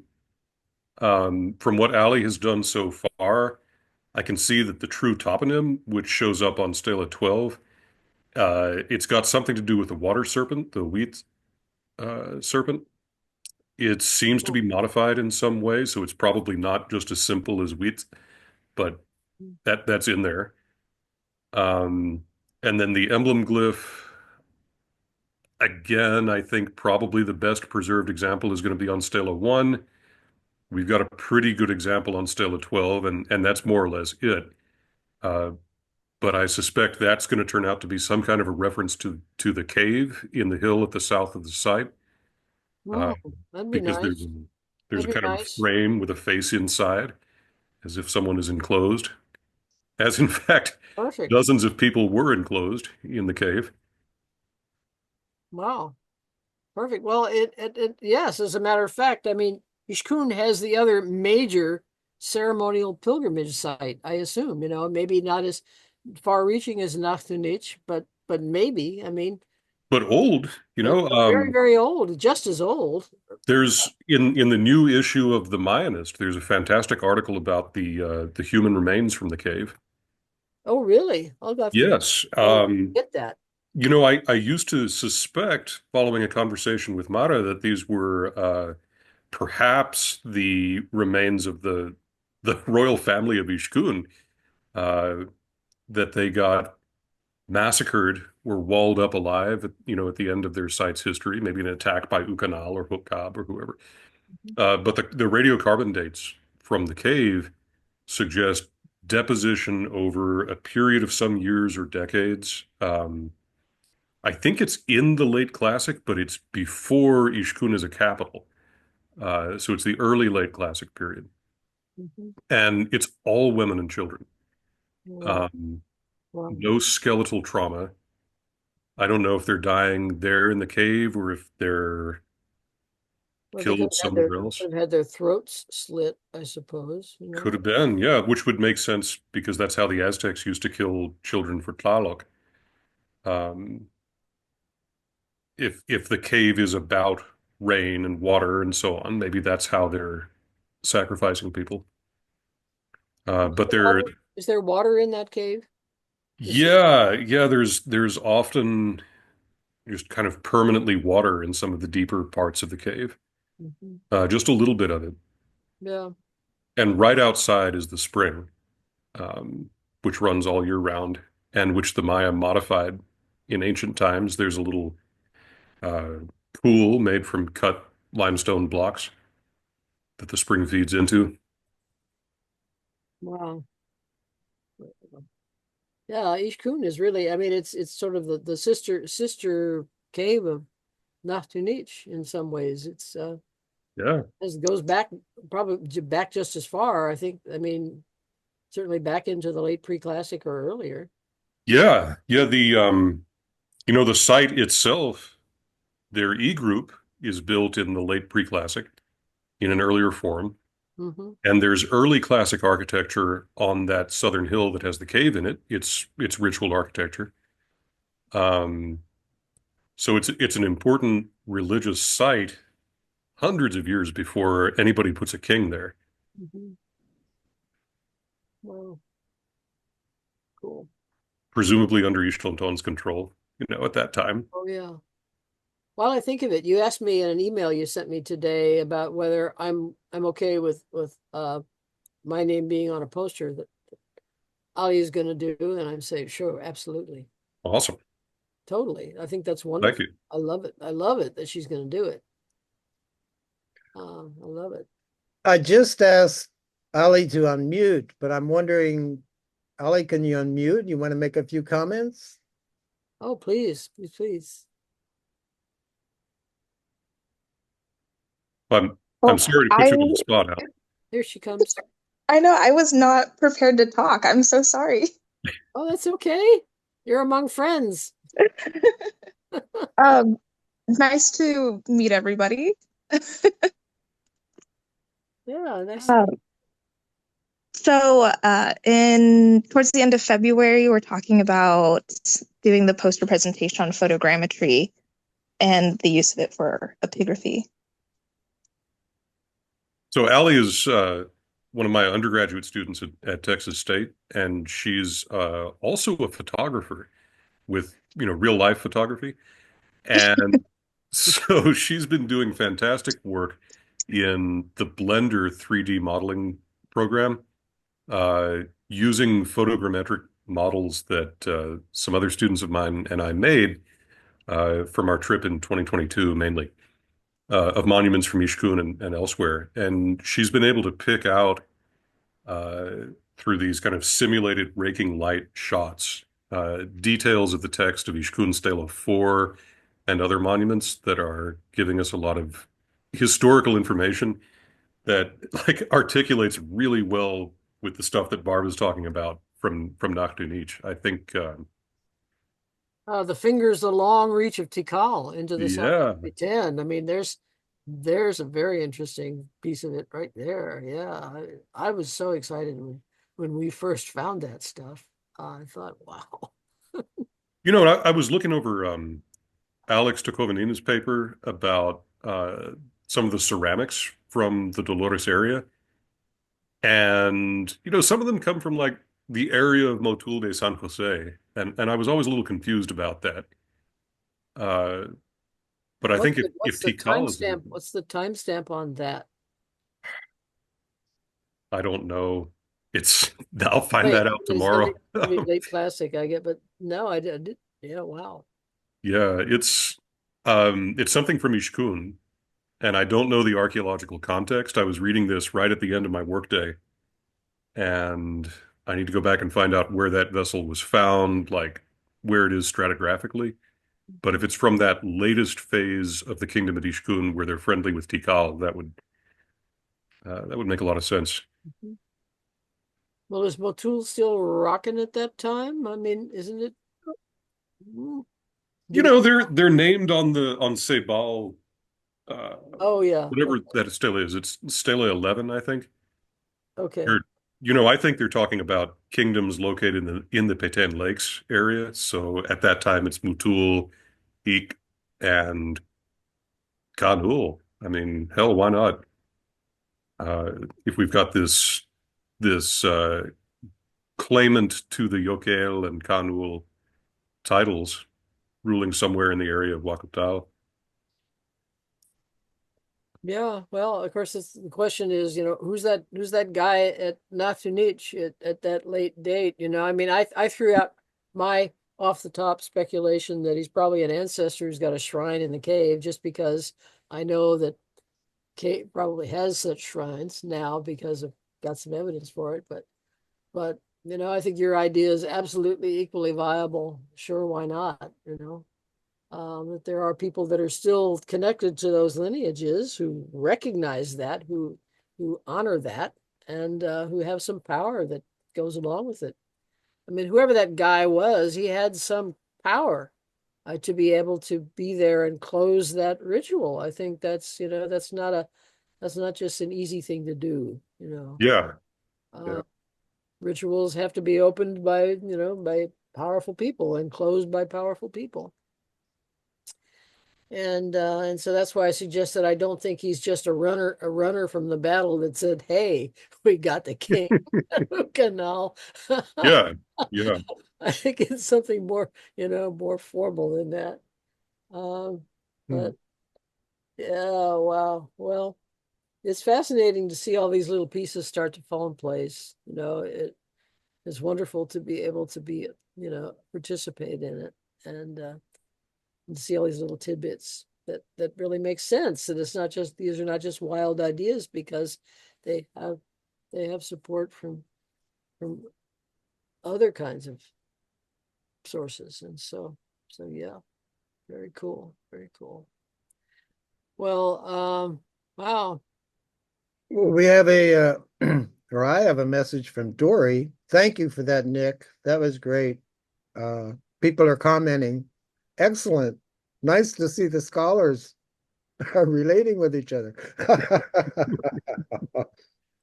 Yeah, Barb and I are going to get this all figured out in the next 6 months, I'm sure. Well, All right. we're going to get some of it figured out. We're certainly working hard on formalizing it and putting it out there. And wow, I mean, it's just the cave has yielded so much interesting stuff, and yet we've known about this stuff for long enough that we thought, well, we should have had it figured out a long time ago, but that's not true. You know, I've been stuck on some of these texts for a long period of time, and drawing 82 was one of them. I'm trying to think, what am I going to do with that date? It looks like it ought to be in 744, but it also looks like it ought to be in 796. Yeah. Oh, and I finally realized I had to pry myself off of that tempting 28 hob interval, between the two dates, because that was just such a red herring, but it really tempted me. And now I realize that nope, that's not what it's about at all. Yeah, I'm sure you're right about it being in 796 now. Yeah. And it makes a number of other things fall into place. Well, I don't think I would ever have concluded that it was in 796 had I not recognized that it's the same date as on Yasha still at 31. Yeah. Of that war event. That, it's the same date. And you wouldn't know that it's the same date unless you understand how the non-standard dates in the cave work. Otherwise you would miss it. You wouldn't see that it's the same date. You'd see, oh, it's not the same hob date. It's not the same date. Well, it is the same date. Well, Dory has unmuted, and she's got a date. 796 fits right in between the spans of dates that she gives for the Motul de San Jose pottery. But Dory, you want to make comment on that? Oh, yeah.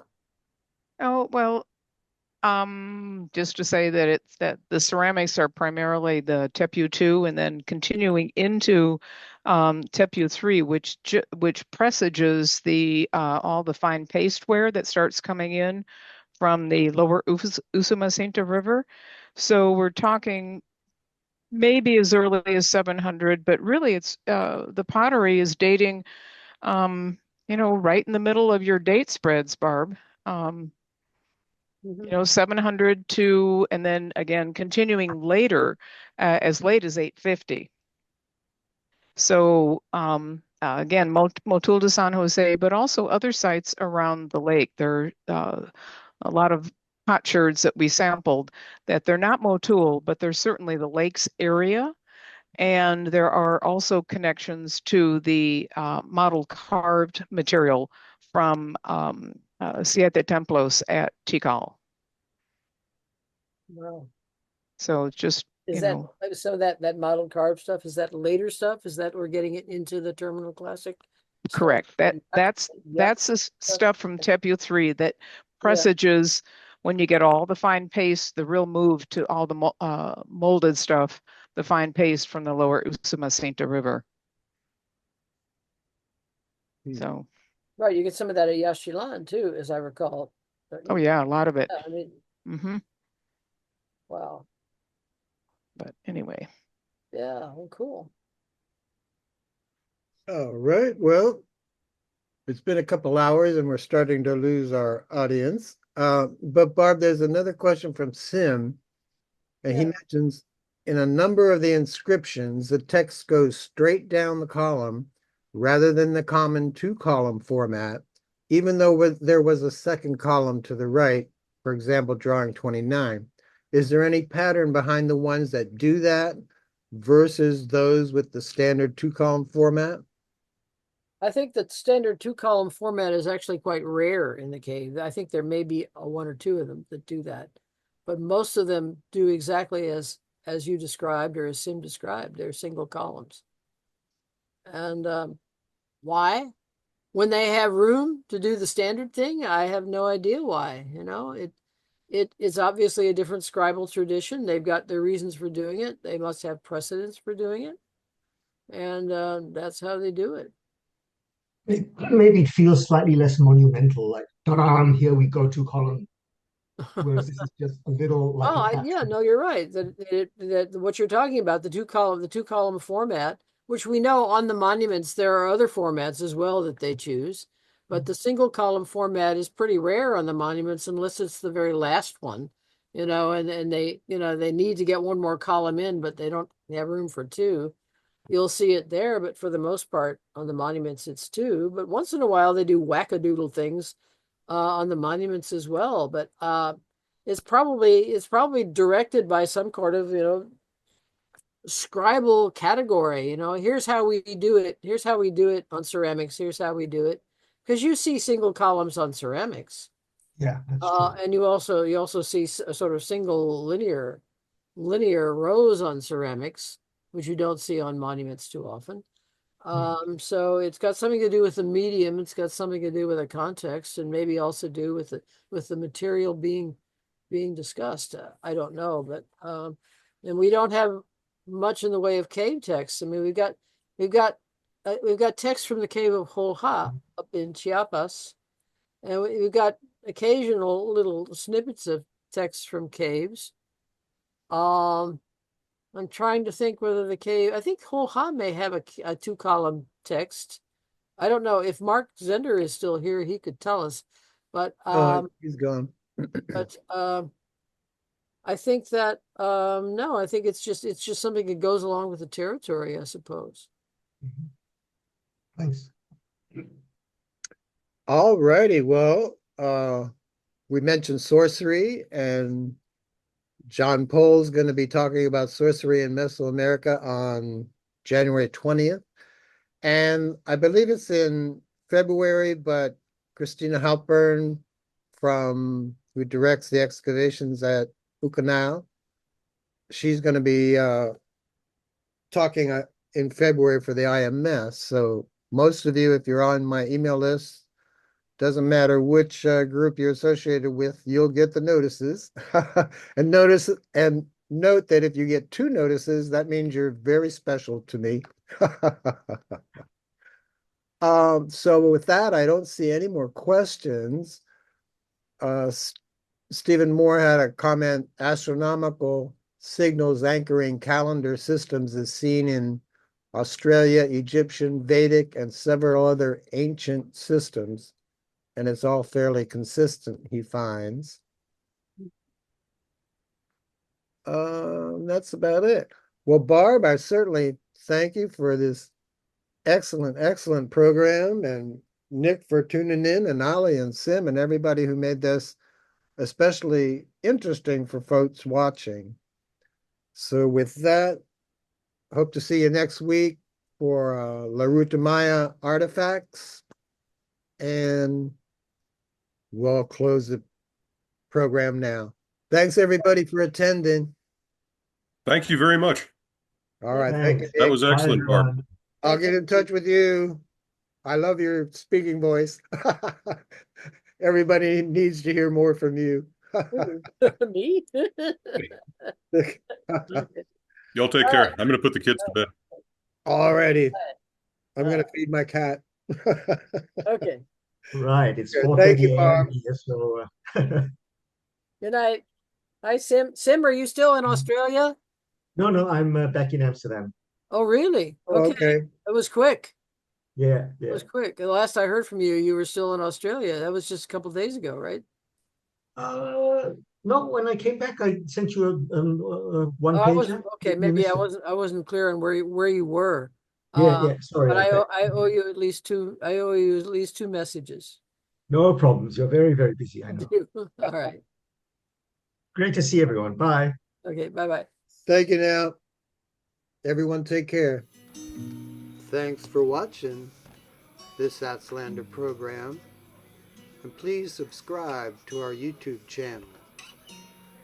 To receive free monthly issues of the Aztlander Magazine of the Americas, contact your host, Jim Reed, at mayaman@bellsouth.net.